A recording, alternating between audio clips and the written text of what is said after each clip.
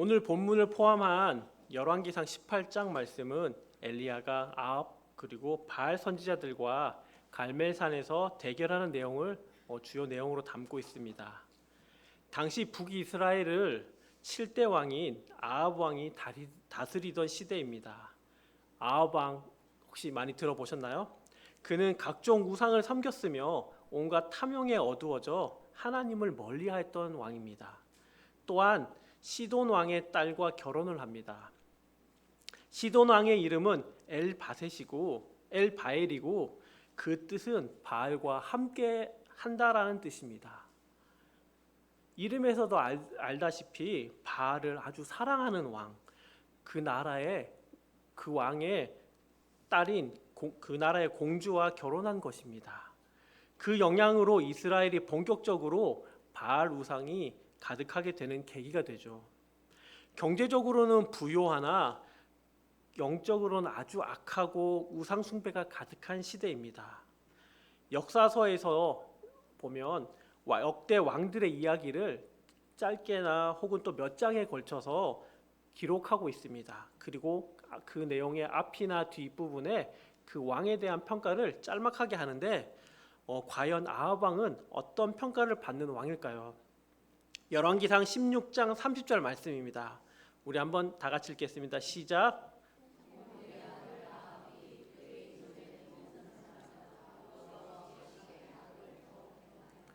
네, 아합 왕은 역대 이스라엘 왕들 중에 가장 악한 왕이라고 평가를 받고 있습니다. 또한 바알 신전, 또 제단, 아세라 상을 만들어 하나님을 극노하게 만듭니다. 열왕기상 16장 33절 말씀도 우리 한번 다 같이 읽겠습니다. 시작.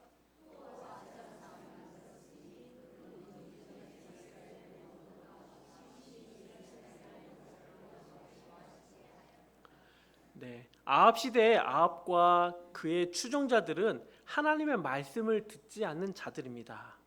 그들은 하나님께서 가나안 정복 시 하나님의 능력으로 무너뜨린 여리고성을 다시 재건합니다.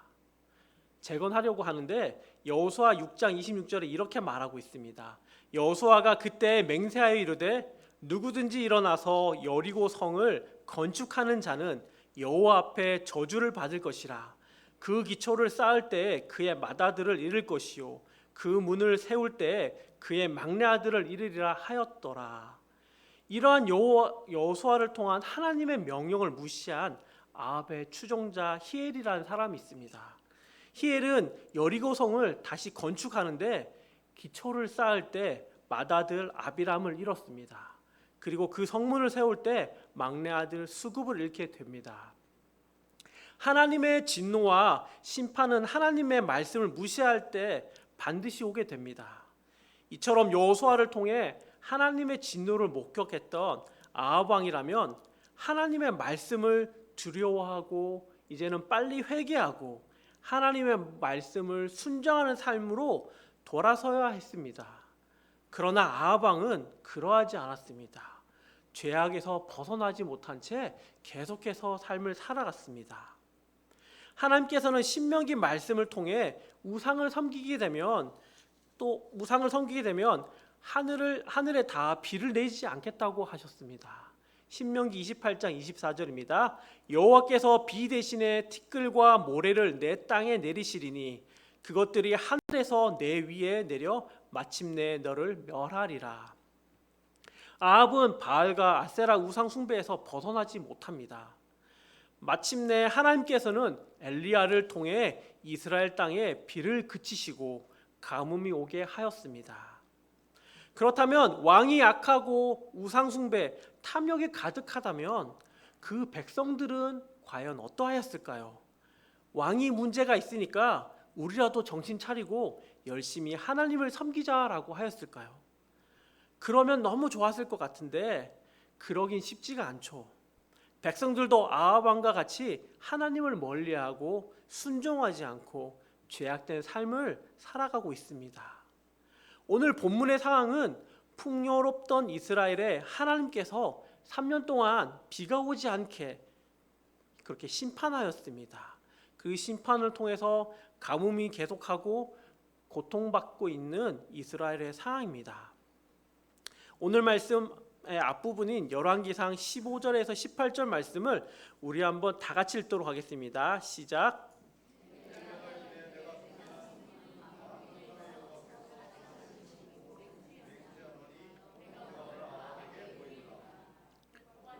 가서 아합을 만나 그에게 말하매 아합이 엘리야를 만나러 가니라. 엘리야를 볼 때에 아합이 그에게 이르되 이스라엘을 괴롭게 하는 자여 너냐. 그가 대답하되 내가 이스라엘을 괴롭게 한 것이 아니라 당신과 당신의 아버지의 집이 괴롭게 하였으니 이는 여호와의 명령을 버렸고 당신이 바알을 따랐음이니라. 아멘. 지금 이스라엘에 발생한 가뭄, 그 가뭄으로 인한 고통이 아합과 이세벨은 엘리야 때문이라고 말합니다.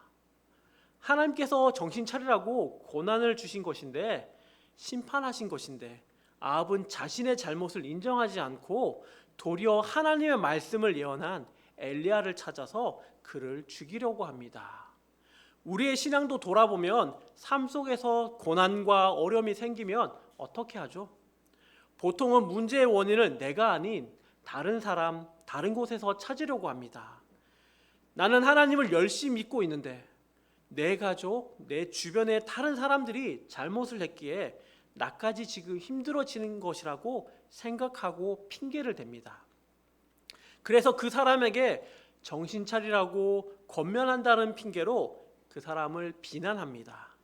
쉽게 상대방을 정죄하는 것이 우리들의 죄인된 모습이죠. 고난과 어려움이 생겼을 때 먼저는 다른 사람이 아닌 나 자신을 돌아보아야 합니다. 하나님께서 이 고난을 통해 나에게 말씀하시는 것이 무엇인지를 기도하면서 우리는 하나님 뜻을 구해야 합니다. 그러할 때 우리는 올바른 신앙생활을 하게 되고 영적으로 성장하는 계기로 삼을 수가 있게 되는 것이죠. 고난을 통해 그 뒤에 따르는 하나님의 우리를 향한 축복을 경험할 때 우리는 하나님과 더 친밀한 관계를 맺을 수가 있게 됩니다. 고난이 올 때 다른 사람, 다른 환경을 핑계대지 말고 고난 주심에 감사하는 삶이 되어야 합니다. 또 넉넉히 이기게 하시고 우리와 함께 하시는 하나님을 신뢰해야 합니다. 고난 뒤에 오는 축복을 기대함으로 고난을 맞이하는 우리의 축복된 삶이 되어야 하겠습니다. 아합은 3년이라는 시간 동안 고통과 굶주림에 있으면서 자신을 돌아보고 회개하지 않았습니다. 고통 속에 있는 백성들을 위로하고 다스린 것이 아니라 이 문제의 원인이 엘리야라고 여기고 그를 찾는 데만 3년 이상의 시간을 허비하고 맙니다. 그리하여 본문에서 엘리야를 만났을 때 아합은 그를 죽이려고 합니다. 이에 엘리야는 아니다. 이 가뭄으로 인한 고통의 원인은 내가 아니다. 비가 내리지 않게 된 원인은 내가 아니다. 바로 아합 왕 당신 때문입니다. 라고 말합니다. 당신이 이방 여인과 결혼하여서 바알신을 섬겼고 하나님을 멀리했기 때문이라고 강하게 말하고 있습니다. 당신이 하나님을 섬기지 않고 우상을 숭배하면서 백성을 잘 다스리지 않고 자신의 부와 권력에만 초점이 맞추어져 살았기 때문이라고 엘리야는 지금 왕 앞에 이야기합니다. 당신이 하나님 앞에 범죄하였기 때문에 하나님께서 당신과 이스라엘에게 지금 벌 주신 것이라고 심판하신 것이라고 이야기하는 것이죠. 아합과 엘리야, 세계관이 다른 두 사람이 지금 큰 충돌을 하게 된 상황입니다. 세계관은 쉽게 말해 세상을 바라보는 관점입니다. 어떤 관점으로 세상을 보는 것이고 이를 통해 어떤 방향으로 나아가야 하는지, 어떻게 내가 살아가야 하는지를 결정하는 중요한 것이 바로 세계관입니다. 그래서 어떤 신학자는 오늘날의 세상을 세계관 전쟁이라고까지 말하는 이유가 여기에 있습니다. 세상을 바라보는 관점이 완전히 다릅니다. 세상을 어떻게 바라보느냐에 따라 그 사람의 인생도 달라지게 됩니다. 한 가지 사건을 보더라도 자신이 어떤 세계관으로 보느냐에 따라, 어떤 관점으로 보느냐에 따라서 완전히 다른 말과 행동을 하게 되어 있습니다. 아합과 엘리야는 이 세계관, 관점이 분명히 차이가 있는 사람입니다. 아합은 자신이 세상의 중심이고 자신의 부와 명예를 위한 삶을 사는 사람입니다. 그에 따라 우상도 숭배하고 전쟁도 하고 수많은 악행도 저지르는 왕입니다. 그러나 그것이 나쁘다고 생각하지 않죠. 왜냐하면 자신을 위한 삶을 살아가는 사람이기 때문에, 다른 것은 모두 수단이기 때문입니다. 그리하여 지금 자신에게, 이스라엘에게 일어난 가뭄이 어느 한 사람의 잘못된 예언이라고 그렇게밖에 생각하지 못하고 있습니다. 내 잘못이 아니라 엘리야, 너 예언의 잘못이다. 너가 예언한 것 때문에 지금 우리가 가뭄에 빠져 있는 것이다 라고 말합니다. 이에 반해 엘리야는 하나님을 사랑하고 말씀에 순종하는 예언자입니다. 기꺼이 자신을 희생하고 하나님의 영광을 위한 삶을 살죠.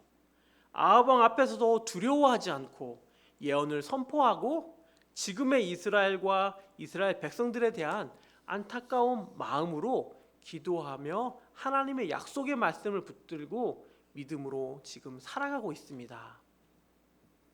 지금의 이스라엘의 고난과 어려움이 아합 왕과 백성들의 죄로 인함이라고 당장 죽을 수 있는 상황에서 당당하게 말할 수가 있는 것입니다.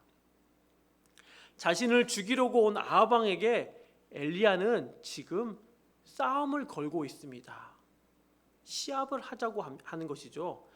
바알과 아세라, 아합, 그리고 이스라엘 백성들에게 더 나아가서 이스라엘 백성들에게까지 지금 싸움을 걸고 있습니다. 그렇다면 지금 엘리야가 이들에게 싸움을 거는 목적은 무엇일까요? 그 목적은 엘리야의 생각 속에 오직 한 가지밖에 없습니다. 바로 참 하나님이 누구신지를 가려내자는 것입니다. 19절에서 20절 말씀입니다. 우리 한번 다 같이 읽겠습니다. 시작.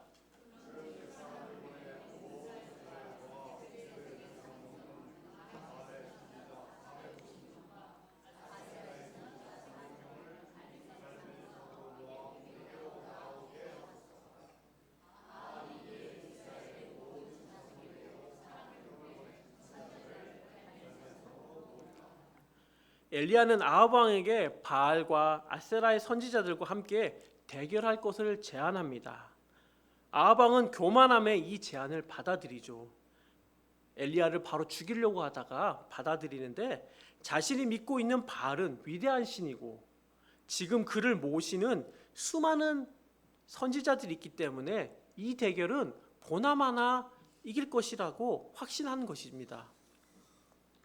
아합이 동의하여 갈멜산에서 엘리야와 바알 선지자 450명과 아세라 선지자 400명, 합이 850대 1의 대결을 하게 됩니다. 23절, 24절 말씀을 읽겠습니다. 그런즉 송아지 둘을 우리에게 가져오게 하고 그들은 송아지 한 마리를 택하여 각을 떠서 나무 위에 놓고 불은 붙이지 말며 나도 송아지 한 마리를 잡아 나무 위에 놓고 불은 붙이지 않고 너희는 너희 신의 이름을 부르라. 나는 여호와의 이름을 부르리니 이에 불로 응답하는 신 그가 하나님이니라. 백성이 다 대답하되 그 말이 옳도다 하니라. 대결 방법은 각 송아지 한 마리씩을 가져와서 나무 위에 놓고 불을 붙이지 않고 서로 각자 자기가 섬기는 신에게 기도하여서 그 신을 불러내서 불을 내리는 것입니다. 이때 불로 응답하는 신이 참 하나님이고 대결에서 이기는 것이라고 지금 말합니다. 엘리야는 850대 1에 대결을 합니다. 안타깝게도 엘리야는 하나님을 참 하나님으로 인정하는 그런 사람이 없는 현실 가운데 홀로 있습니다. 하나님이 참 하나님이라는 증거가 이 시대에는 나타나고 있지 않습니다. 이것은 비단 아합 왕만의 문제가 아닙니다. 이스라엘 백성들도 하나님을 믿지 않는 동일한 상황입니다. 21절 말씀을 한번 다 같이 읽겠습니다. 시작.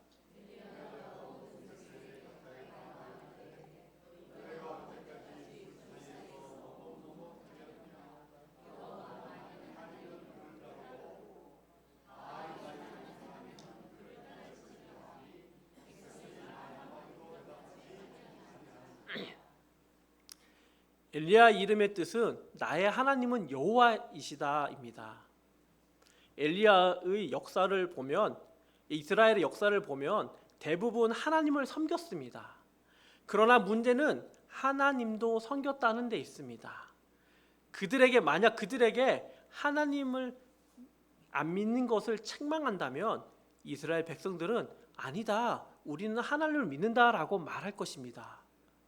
형식적으로 이스라엘 백성들은 하나님도 섬기고 다른 우상도 같이 섬겼습니다. 하나님께서는 나 외에 다른 신을 섬기지 말라고 하셨는데 이스라엘 백성들은 바알도 섬기고 아세라도 섬기고 그리고 하나님도 섬기고 이렇게 하면서 자신들의 안정과 풍요를 기원하는 삶을 살았습니다. 오늘날을 보면 바알과 같은 우상을 숭배하는 사람은 많지 않습니다. 그러나 마음속에 우상을 섬기는 경우는 적지 않습니다. 하나님보다 세상에 속한 것들을 더 사랑하는 탐심이 곧 우상 숭배입니다. 돈과 권력과 명예, 이것은 너무 좋은 것이지만 하나님보다 이것을 더 우선시하는 그것은 바로 마음의 우상 숭배와 같습니다. 우리들은 이러한 마음을 내려놓고 온전하시고 참 하나님이신 여호와 하나님만을 믿어야 합니다. 이스라엘 백성은 머뭇머뭇거리면서 하나님도 섬기고 바알도 섬기면서 대답하지 못합니다. 둘 사이에서 아무 결정도 하지 못하고 영적 무감각한 상태에 빠져 있는 것입니다. 이스라엘 공동체가 예전에 보였던 신앙은 이미 잃어버렸으며 옳은 가르침과 유사해 보이는 거짓을 분별하지 못하고 있습니다. 그래서 진리가 대답을 요구할 때 무엇이 옳은 것이냐라고 물을 때 침묵할 수밖에 없는 상황입니다. 오늘 본문 22절 말씀 다 함께 읽겠습니다. 시작. 엘리야가 백성에게 이르되 여호와의 선지자는 나만 홀로 남았으나 바알의 선지자는 450명이로다.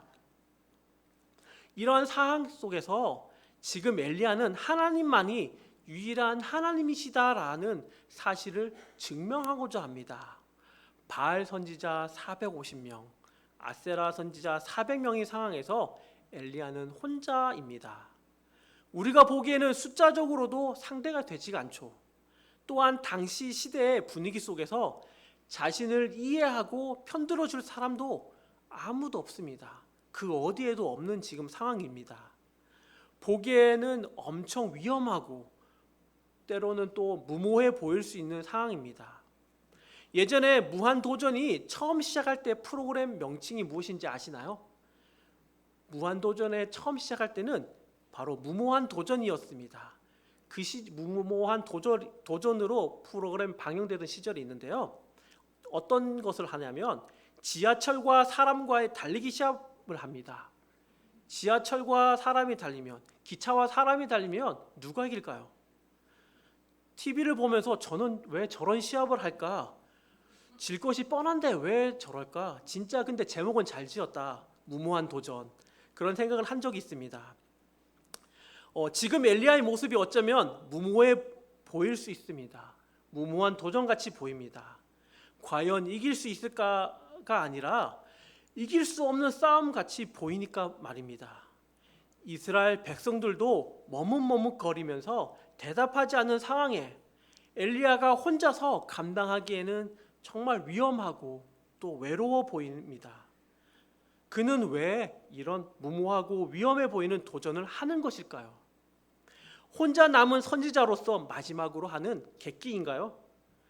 어차피 자기를 죽이려던 아합에게 붙잡힌 몸이니까 죽기 전에 말이라도 그렇게 해서 장렬하게 최후를 맞이하려는 것일까요? 엘리야는 확신을 가지고 있었습니다. 엘리야는 확신을 가지고 있었죠. 이 세상 가운데 하나님만이 유일한 참 하나님이심을 드러내려고 그렇게 하는 것입니다. 온 세상이 거부하고 사람들이 믿지 않더라도 하나님은 참 하나님이신 것은 분명한 사실이기 때문에 무모하거나 이판사판의 태도가 아닌 것입니다. 바울은 이런 믿음의 확신 속에서 바로 이 도전을 하고 있는 것입니다.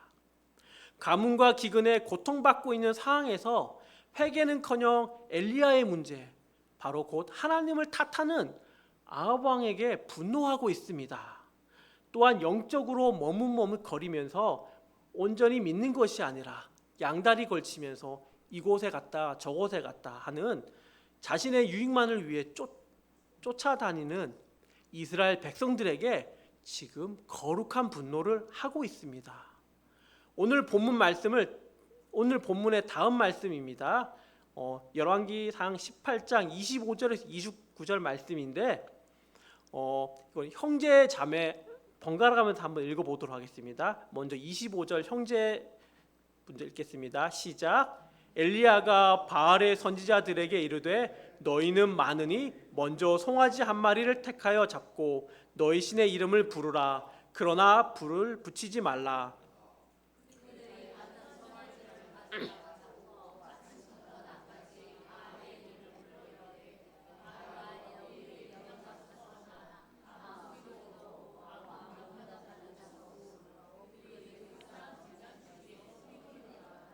정오에 이르러 엘리야가 그들을 조롱하여 이르되 큰 소리로 부르라. 그는 신인즉 묵상하고 있는지 혹은 그가 잠깐 나갔는지 혹은 그가 길을 행하는지 혹은 그가 잠이 들어서 깨워야 할 것인지 하매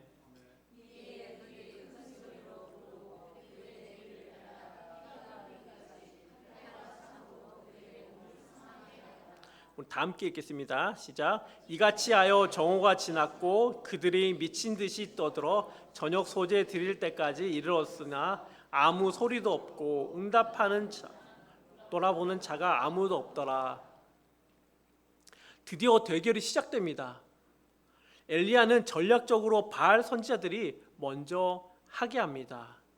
실패할 것이 뻔하였기 때문에 엘리야의 생각 속에서 바알 선지자들은 분명히 실패할 것이 뻔하였기 때문에 바알 신의 거짓됨을 알리려고 의도적으로 그들이 먼저 하게 한 것입니다. 그들에게 바알 선지자들이 열심히 그들의 신을 불렀으나 아침부터 낮까지 아무런 응답이 없었습니다. 심지어 저녁 소재 드릴 때까지 응답이 없죠. 26절에 아침이라고 번역된 히브리어 보케르는 이른 아침을 의미합니다. 즉 날이 새로 난 직후 새로 시작하는 시작이 언제죠? 이들의 시간 속에서는 밤 12시가 시작입니다. 그리고 저녁 소재는 유대 시간으로 9시, 오늘날 시간으로는 오후 3시 정도입니다. 그러니까 밤 12시부터 시작해서 오전 9시까지 대략 9시간 정도를 자신의 신을 자신이 믿는 신, 그 바알 신에게 열심히 기도하고 부르짖고 있었던 것이죠.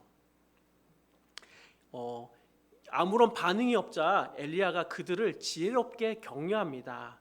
묵상하고 있는지, 혹은 그가 잠깐 나갔는지, 혹은 그가 길을 행하는지, 혹은 그가 잠이 들어서 지금 깨워야 할 것인지라고 하며 조롱하고 있습니다. 아주 지혜롭게 조롱하고 있죠.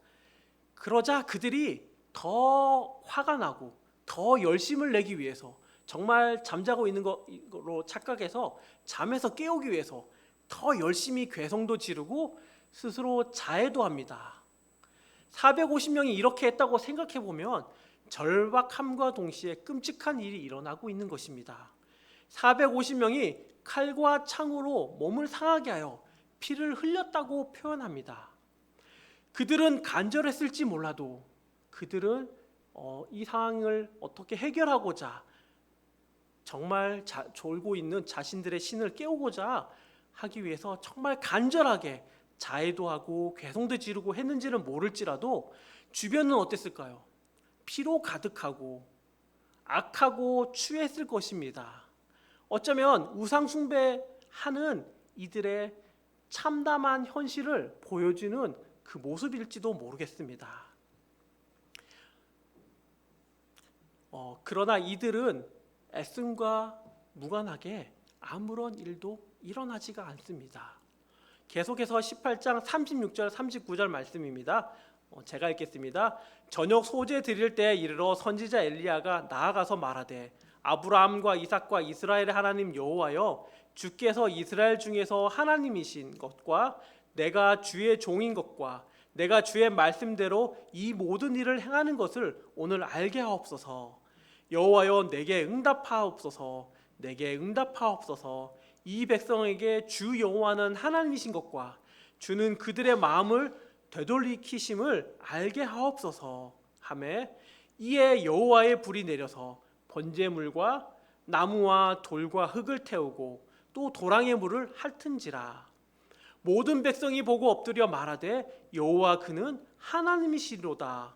여호와 그는 하나님이시로다 하니. 아멘. 바알 선지자 다음으로 이제 엘리야는 예정이 없던 일을 시작합니다. 제단에 불을 붙이려면 최대한 건조하게 해야 함에도 불구하고 번제물과 나무에 지금 물을 붓습니다. 그리하여 그 물이 제단으로 흘러서 도랑에도 물이 가득 찬 상황이 되었습니다. 이렇게 한 이유는 하나님만이 유일하시고 전능하신 참 하나님이심을 보이려고 한 것입니다. 오후에 태양빛이 강해서 자연적으로 불이 붙은 것이다와 같은 그 어떤 다른 핑계를 바알 선지자들이 대지 못하도록 하는 조치입니다. 엘리야가 하나님께 기도한 내용은 단순하고도 아주 명확합니다. 아무도 참 하나님이신 여호와를 인정하지 않는 시대에, 그 시대를 살고 있는 이스라엘 백성들에게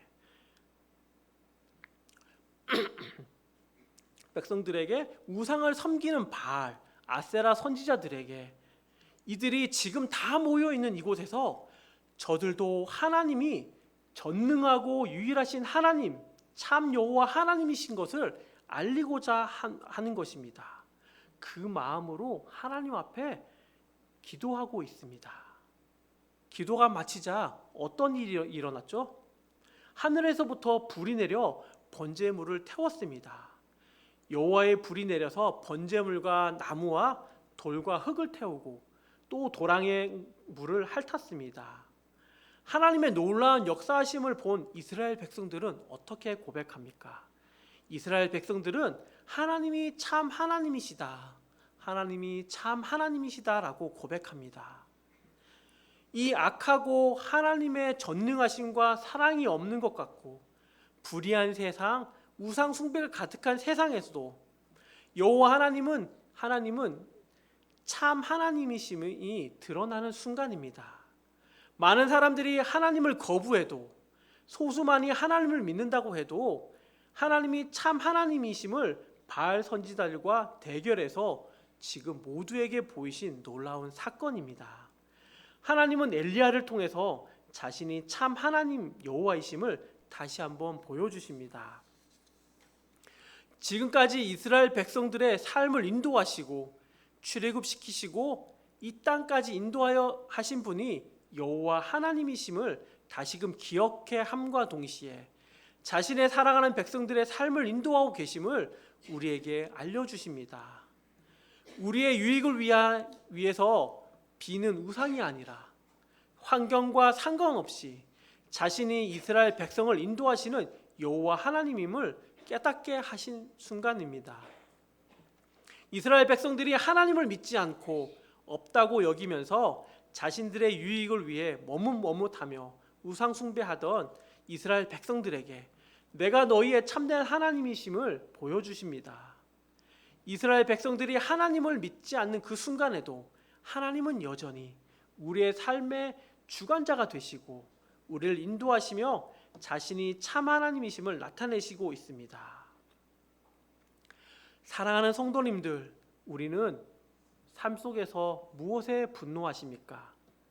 하나님이 삶의 현장에도 드러나지 않는 것에 거룩하고 선한 분노를 하고 계십니까?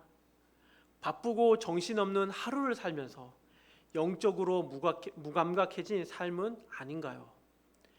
엘리야는 하나님을 믿지 않는 아합 왕에게 하나님과 바알 우상 앞에서 머뭇거리는 이스라엘 백성들 앞에서 선한 분노를 하였습니다. 하나님께서는 어떤 환경과 상황 속에서도 하나님 자신이 여호와 하나님이심을 드러내시는 분이십니다. 하나님께서 엘리야를 통해 그 일을 행하셨듯이 우리를 통해서 하나님이 참 하나님이심을 이 세상 가운데 드러내기를 원하십니다. 이스라엘 백성들처럼 머뭇머뭇하지 말고 세상 사람들처럼 영원하지도 완전하지도 않은 그런 것들에 마음과 정성을 들이지 말고 우리의 삶을 인도하시는 참 하나님이신 여호와 하나님을, 그 하나님만을 바라보길 원합니다.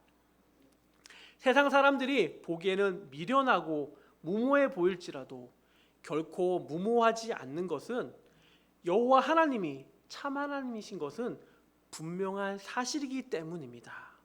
설령 우리가 하나님을 외면하고 이스라엘 백성들과 같이 마음에 다른 우상을 섬기면서 살아갈지라도 하나님은 언제나 참 하나님 되심을 우리의 삶에서 한 사람 한 사람의 인생 가운데 밝혀 보여주고 계십니다.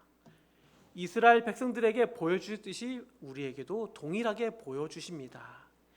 이것이 우리의 행위가 아니라 하나님의 우리의 어떠함이 아니라 언약 백성으로서의 하나님께서 자기 백성을 인도하시는 방법입니다. 하나님은 스스로 참 하나님이심을 드러내시며 내가 여호와 하나님이 참 하나님이심을 우리로 하여금 깨닫게 하십니다. 우리를 하나님의 백성 자녀로서 날마다 하나님과 동행케 하시며 하나님은 하나님의 방식대로 우리를 통해서 여호와 하나님이 참 하나님이심을 이 땅 가운데 믿지 않는 사람들 가운데 하나님이 없다고 말하는 이 세상 가운데 또 머뭇머뭇하는 수많은 사람들에게 보여주십니다.